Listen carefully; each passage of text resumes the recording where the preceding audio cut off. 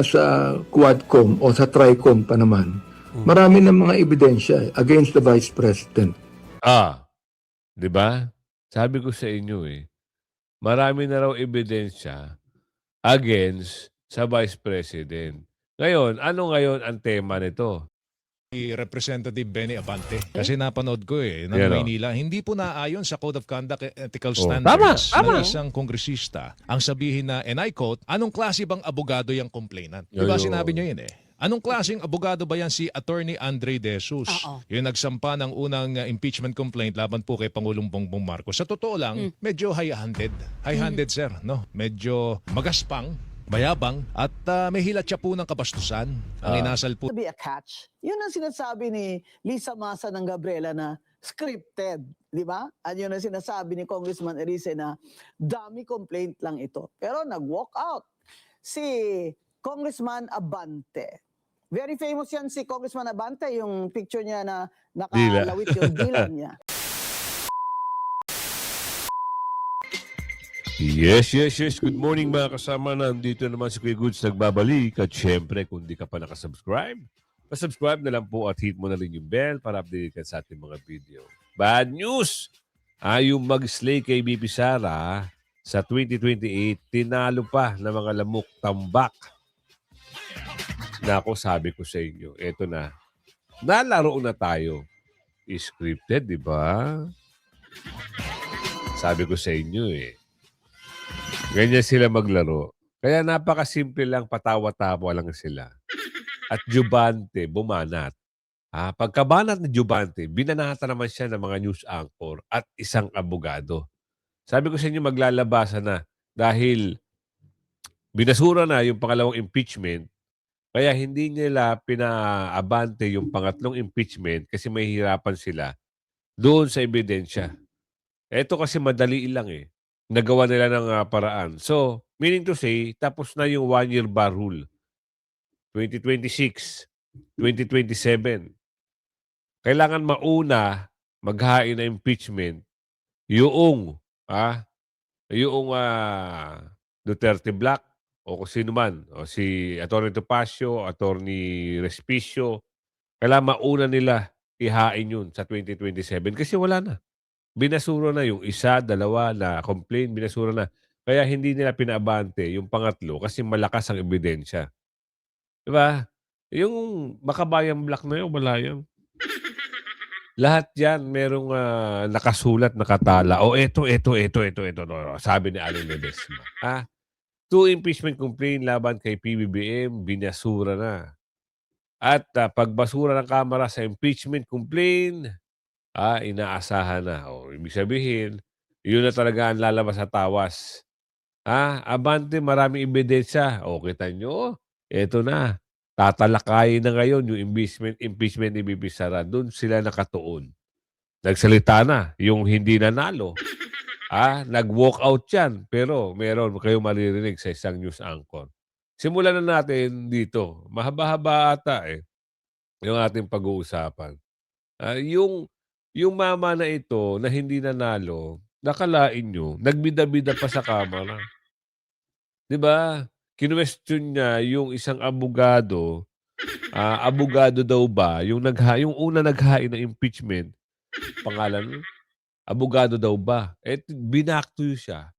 Nakakahiya ka, sabi gano'n. Ikaw ba, nanalo ka ba? Tanong lang. Simulan natin dito. Ng halalan. Yan.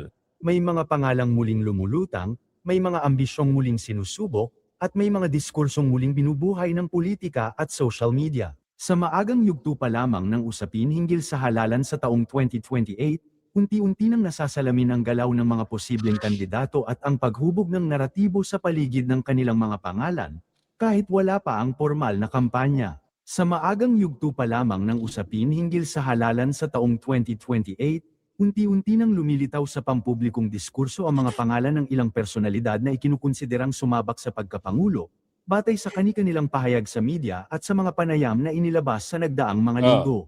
Ipinapakita ng mga ito na bagaman malayo pa ang formal na panahon ng kampanya, nagsisimula ng masukat ang pulso ng publiko at ang kani-kanilang tsansa sa larangan ng pambansang politika. Ayon sa mga ulat, ikinukonsidera ni Vice President Sara Duterte ang posibilidad na tumakbo sa pagkapangulo sa darating na halalan sa kabila ng mga kinakaharap niyang impeachment complaint sa House of Representatives. Sa kanyang mga naging pahayag, binigyang diin niya na mahalagang suriin muna ang mga umiiral na kondisyon, kabilang ang tsansa ng pagkapanalo, bago tuluyang magpasya kung sasabak sa presidential race.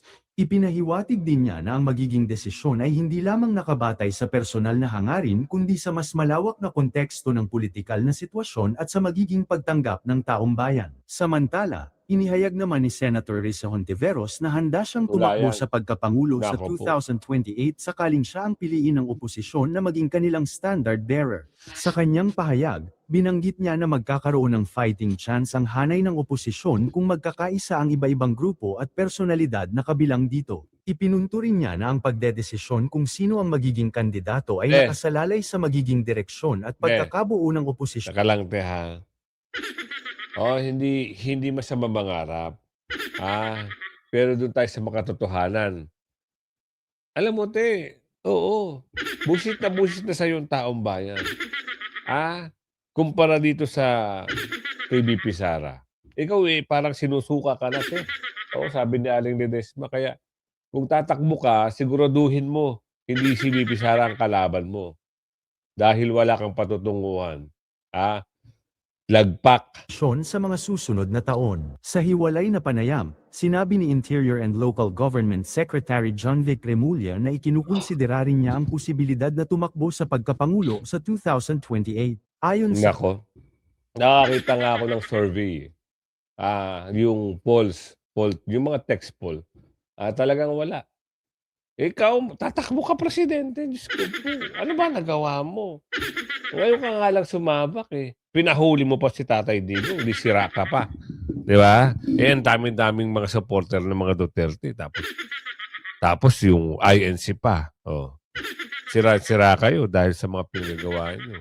Hindi nyo ba alam yung religious group na yan? Pag sinabi, ito iboboto natin, solid yan. Plus yung ano pa, Kingdom of kay Pastor Kibuloy. Pag nagsama-sama yun, pag sinabi, ito iboboto natin. Wala kayong ibobotong magnanakaw. Wala kayong ibobotong mga nag-group effort. Tapos na kayo. Doon na lang tayo. Sige, kwentuhan nyo ako kung mananalo to. Yung mga nababalita dito. Pag nanalo sila, dumaya. Diba? Mahirap magsalita. Gawin nyo muna, talunin nyo muna si BP Sara para naman may masabi sa inyong Pilipino. Pangalawang impeachment complaint ni PBBM. Ibinasura. Bakit? Alam nyo na kung bakit binasura yan. Sila nagkakaintindihan dyan. Sila nakakaalam kung bakit binasura. Siyempre, alam mo na. Oo. Diba? Una pa lang, may pa-smile-smile na eh. Aasahan mo pa ba na uusad dyan? Oo, pakanalang nila lahat yan. Tuluyan ang ibinasura ng House Committee on Justice ang dalawang inihahing impeachment complaint laban kay Pangulong Ferdinand Bongbong Marcos Jr. Matapos ngang ideklarang itong insufficient in substance ang mga reklamo laban sa punong ehekutibo. Kinontra ng mga kongresistang miyembro ng Justice Committee, House Justice Committee, na ito pong recital of facts na inilatag ng mga endorser ay naipakita yung mga sinasabing direkta at personal na partisipasyon ng Pangulo at iba pa sa mga paratang laban dito at sinabing hindi maituturing na impeachable offense ang laman ng mga impeachment complaint. At dahil dyan, binatikos ng mga kongresistang nag-endorso ng impeachment complaint laban sa Pangulo. Kunin natin ang live report ni Eden Santos. Eden, bakit hindi kaya sinuportahan ng mayorya ng mga miyembro ng komite itong sufficiency in substance ng reklamo? Yan.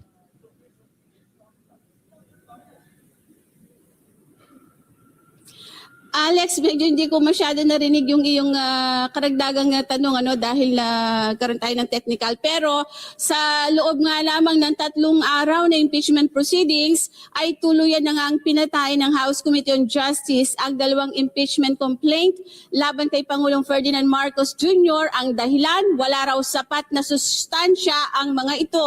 Sabi ng mga endorser, Alex, ay prematurely murdered ang 2 reklamo at tila mukhang ito ay sinadya ng mga kongresistang miyembro ng Committee on Justice. Huli na. Philippine National Chief. Maituturing na umanong ligtas si Pangulong Ferdinand Marcos Jr. Sabi na eh. sa 2 impeachment complaints na inihain sa Kamara. With a vote of 42 in favor of the motion, 1 Kita nyo, yung unang araw na imbis magbobotohan, pansamantala muna nilang, inihinto. Nung kinabukasan na, yun na ang drama. In favor, yung 42 na nandyan, kita mo isa, masama yung timpla ng mukha eh. Nagawa na ho ng kwento yan. Script, kumbaga. Bakit? Alam niyo naman kung sino nagpapasahod dyan. Diba? Sila-sila lang ang magkakaibigan dyan.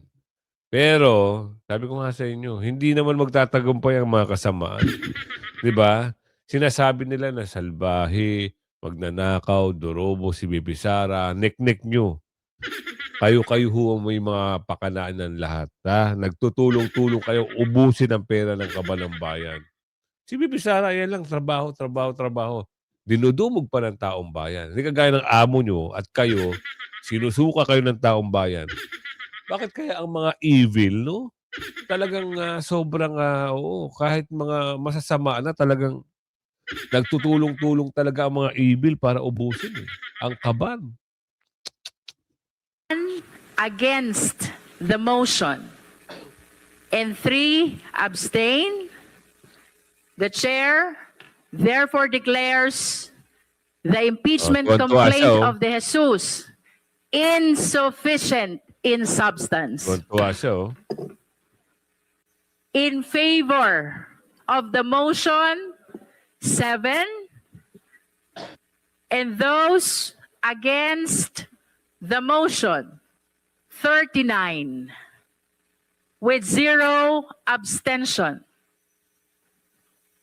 The chair declares the Masa et al. Impeachment complaint insufficient in substance.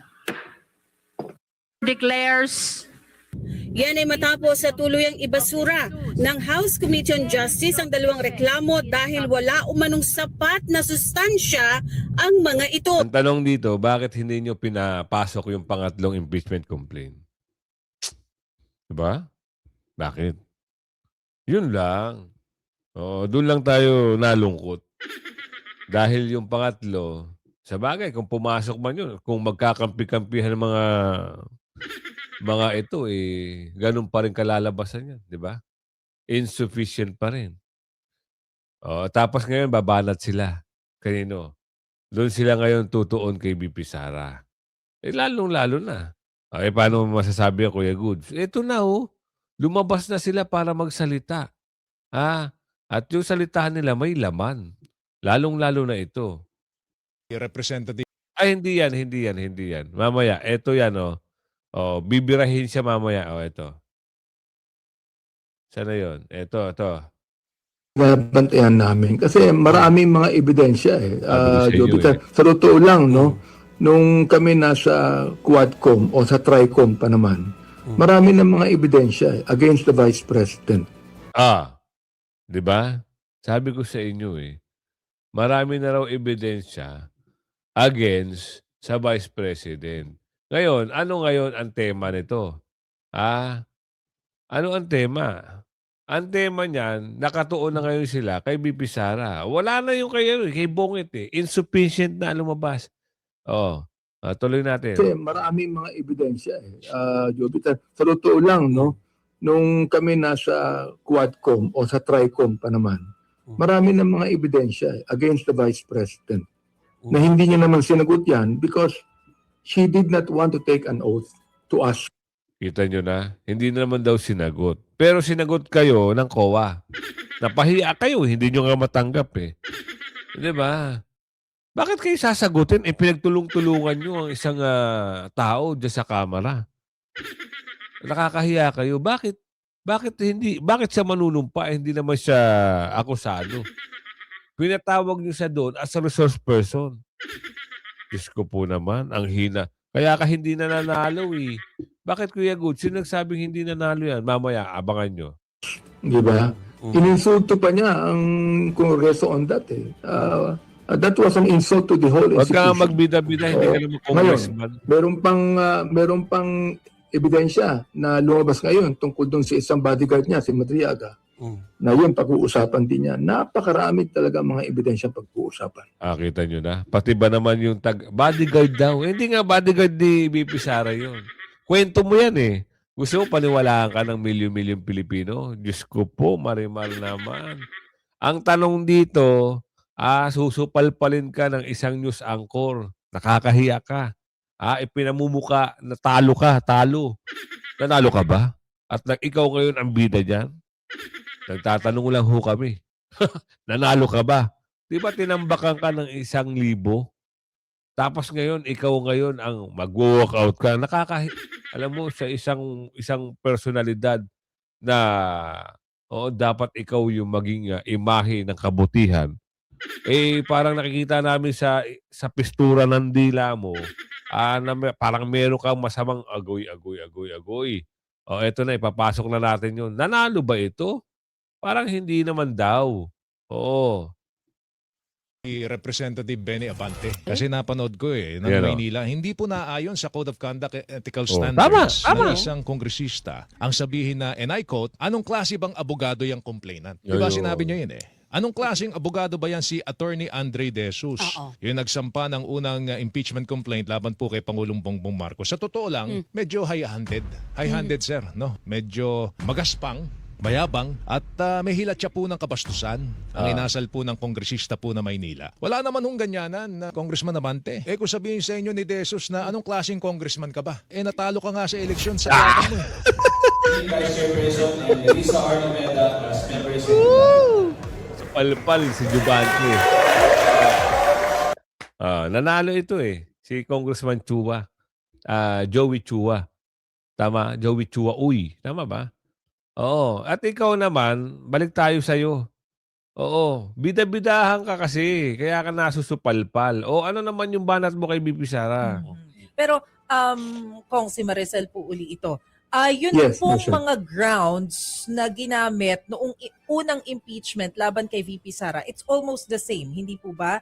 Dito rin sa naging batayan sa impeachment na ito. Maliban yun nga pong nabanggit ninyo kay Madriaga. So, ano yung magiging pagkakaiba nitong pangalawang attempt na ipa-impeach si VP Sara kumpara dun sa nauna? Well, kanina, binanggit ko din yung yung sinabi ni May script ka naman binabasa dyan. Binanggit mo yung sinasabi ni Kilala mo ba si Madriaga at bakit mo nasabi na bodyguard siya ni BP Sara? Hindi mo ba alam? Hindi nga kilala ni BP Sara si Madriaga eh. Kung sinasabi mo na bodyguard, paano naging bodyguard yun? Hindi nga yun SPG, hindi nga sa PSG. Oo. Ang trabaho daw nun ay magbubuti. Oo. Ang trabaho. Pinakita na nga eh. Ang mga ebidensya eh. Tapos ang kwento nila, yun daw yung kita niyo. Yung mukhang bayang black, yung mga mukhang bayang black, sila din, meron din na ganun, na meron din silang dokumento na hawak na ipafile kay BP Sara na si Madriaga daw isang witness. Kita nyo na, nagkakampihan. Sabi ko sa inyo, huwag kayong makaniwala dyan sa mukhang bayang black na yan. Diba? Wala yan. Isang paandar lang nila yan na masasabi na meron silang inimpeach na presidente, pero, kita nyo lumabas sa istorya, insufficient in substance, dalawang case, dalawang impeachment case laban kay Bongit, insufficient ang kanila. Samantalang ngayon, nag-iingay na sila kasi A5 na ho, kaso technical na ho. Yun lang ang masasabi ko. Na-technical na kagad sila. Bakit? Ano ba sabi ng Supreme Court? 1-year bar rule, pwede ka lang maghain ng panibagong complaint pag natapos na ang February 6 o dumating na ang February 6. Ano ginawa nila? February 2 pa lang, Lunes na Lunes. Umarangkada na. Ayun, sa pool. Pinaliwanag na rin ng mga ibang abogado yan. Supreme Court. Oo. Kung kayo ho ay manunood at nanunood, oo, alam nyo nang gagawin nyo. Ibasura nyo rin. Huwag nyo nang patagalin, ibasura nyo. Tapusin na yung mga pamumulitika na yan. Pangit yan. Magtrabaho na lang sila. At wag sila magnakaw. Diba? Yung mali-malitang pera o basura, natakpan na. Wala na issue. Wala na si Balulong. Oo. Sana lang, bumalik. Mag-recall. Oo, sa tulong ng mga sana kung uuwi si Saldi ko, kung ipapaalis si Saldi ko, mabungkal yung mali-malitang basura. Alamin natin dito. Attorney Magansa, sagana mamamayan. Wow, ito maganda. Dito tayo naniniwala eh. Pero gusto nyo ba, uli natin itong si Jumante? Para malaman natin kung ano yung kanyang mungkahi kay BP Sara. Senior Associate Justice Marvic Leonen, no? If you heard what I said, na sabi ko, itong sinabi ni Marvic Leonen would be more applicable to the impeachment that is being tried against the president. Oo. Na saan ba yung binanggit na yun? Na hinahanap ko dito eh, nasa akin pa eh. Alin? Yung nabanggit ni Associate Justice Taga Maynila, alam nyo na ha. Tatluhin nyo na sa susunod. Yung mga dorobo ng Maynila. Tatluhin nyo na sila. Kung maaari lang, wala na yung mga ganyang pagmumuka, hindi na manalo ulit. Dito tayo, sagana mamamayan. Attorney Rowena Gonzon, mamaya, meron palang sinasabi si Attorney Rowena. Ipasok nga muna natin ito. Siyempre, didismiss na impeachment kay BBM. Yan na. Anong ba? Kayo dyan mga minions kayo ni Martin Romualdez at ni Sandro Marcos. Ano pa nga ba? Mga taong bayan, wala nang tiwala sa inyo. Tama. Yun na yun. Wala nang tiwala sa inyo, mga congressman kayo. Mga minions ni BBM at ni Martin Romualdez. Totoo nga naman. Sino pa maniniwala sa kanila? Dito tayo sa ganang mamamayan, naka-ano ata si Attorney Rowena, ano tawag yun? Naka-guest sa ganang mamamayan. Tama ba? Hindi ko pa kasi nakikita to eh. Tingnan natin ha. Ano meron dito? Yan. Dating Comelec Commissioner. Ayun, at legal tama, expert, tama. Attorney Rowena Guanzon. Anong titulo na son? Usapang matino! Yun. Panoorin natin. Magandang araw po, Attorney Rowena Ayun. Guanzon po, ang inyong lingkod, dito sa Net25. Yun. Pangunahing episode ko po ito. Kaya sana subaybayan nyo bawat Miyerkules dito sa Net25. Pag-usapan natin ngayon ang impeachment na naman. Ito ang impeachment 2.0. Wala na talagang magawa itong ating mga congressman. At hindi siguro sila busy. Kaya impeachment na naman. Pero this time, may pagbabago tayong konti. May impeachment din against Bongbong Marcos. Pero ang sinasabi ni Congressman Erice, yun daw nag-file na complainant ay abogado ng First Lady Lisa Marcos. At sinabi din ni Gabriela Party List Chair Lisa Masa na yung kanyang pagtalakay ng House of Reps Committee doon sa impeachment complaint against Bongbong Marcos ay scripted. Ang tanong talaga ng mga kababayan natin, maniniwala pa ba kami sa inyo? Hindi. Mga pinaggagawa nyo sa flood control, kickbacks nyo, sa mga substandard projects na mga allocables nyo, mga congressman. Yan. Hindi naman lahat, ano po? Pero maniniwala pa ba kami? Maniniwala pa ba ang mga tao sa inyo na impeachment na naman ang pinaka-importanting trabaho ng ating House of Representatives ngayon? Hindi. Tingnan Ginagawa lang nila. Justice. Oh. Ano nangyari kay Congressman Abante? Biglang nag-walk out kasi pagbobotohan yung sufficiency in form ng complaint Oh, yun ay sinasabi ko sa inyo. Di ba anong ginawa nila? Pinaliban mo na. Tapos kinabukasan, ayun na, 42 votes. talo siya. Siya lang ang no. O, di ba? Yes sila lahat. Siyempre, pati ba nga BBM na congressman?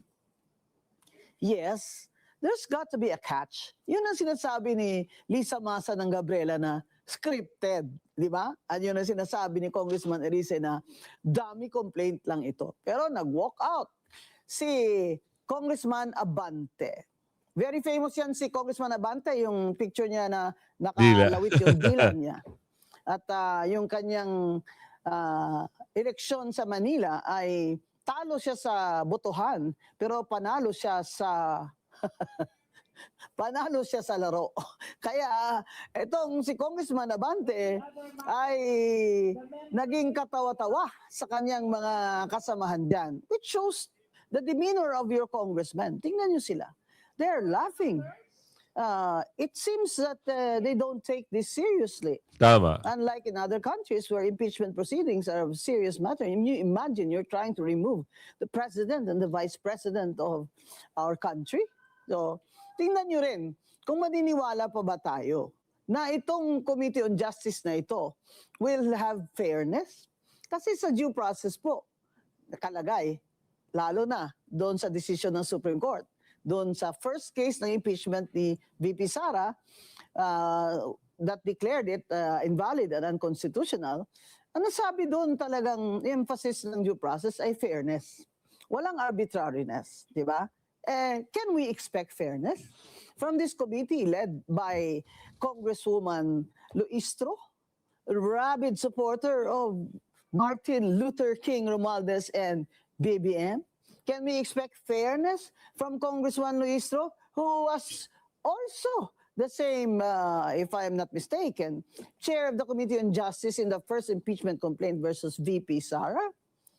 If you look at the record of Congresswoman Luistro, she's praising Martin Romualdez to high heavens. Diba? Sabi niya, may AX dahil sa speaker, may tupad dahil sa speaker, kulang na lang sabihin niya, may lindol dahil sa speaker, may ulan dahil sa speaker. Kaya makikita po natin talaga ang fairness dito ng House of Representatives kung si Congresswoman Luistro ay mag-resign as Committee on Justice Chair.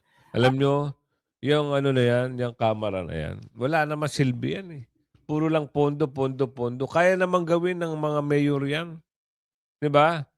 Bakit sa ibang bansa? Yung ibang bansa, meron bang mayor? Wala naman. Diba? Ay, congressman, wala naman. Mayor, meron. Governor, meron. Pero yung congressman na yan, Diyos ko po. Kaya. Kung gagawa ka ng batas, magpapasa ka ng batas, kaya rin naman kayo ng mga abogado. Diba? Sa abogado na lang sana nila Kaso tingnan mo, congressman, mambabatas, tapos proyekto, pinag-aagawan nila yung mga proyekto, allocables. Sipin nyo. Ilang congressman yan? Nasa 300, 400 plus. I mean, give it up. Congresswoman Luistro, what's the big deal? Kaya nga, pinalasa na. You no longer look neutral. You look biased. You're already biased against VP Sara. So why don't you just give it up and resign? Anyway, your vice chair is just as competent, hindi ba? Kaya dyan sa House of Reps, maraming congressman na nagde-declare ng opposite view against the Supreme Court final decision. At si SP Senate President Soto ay gayon din. Ang sinasabi niya na pag sinasabi ng Supreme Court, ito dapat yung mga rules nyo dyan sa House of Reps sa impeachment, ay ito ay overreach na ng Supreme Court at hindi na ito pwede, sabi niya. The Supreme Court's already making laws. It's no longer just judicial review.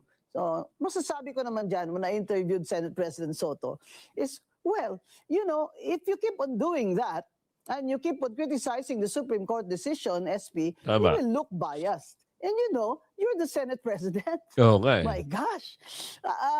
It's better that you just lay it to rest and then continue the work there, is it not?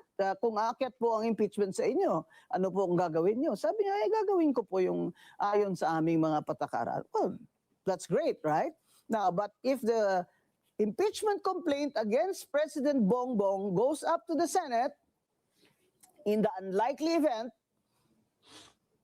the Senate President will not preside over the impeachment. Ang problema, attorney, nagawa na nila ng kwento. Ha? Oo, ang gawa nila kwento, insufficient in substance. Ano mangyayari? Wala na.